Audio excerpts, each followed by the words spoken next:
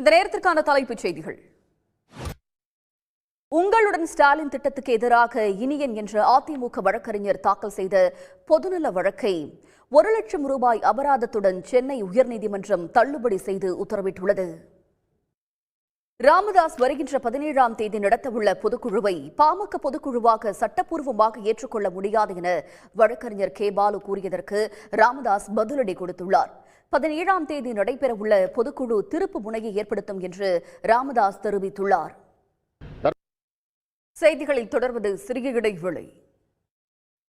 இனி முக்கிய நிகழ்வுகளை விறுவிறு செய்திகளாக காண்போம். செய்திகளில் தொடர்வது சிறிய இடைவேளை. வணக்கம். உலகம் முழுவதும் நடைபெற்ற முக்கிய நிகழ்வுகள் சிலவற்றை முதன்மை செய்திகளாக இப்போது பார்க்கலாம். முதன்மை செய்திகளில் தொடர்வது சிறிய இடைவேளை.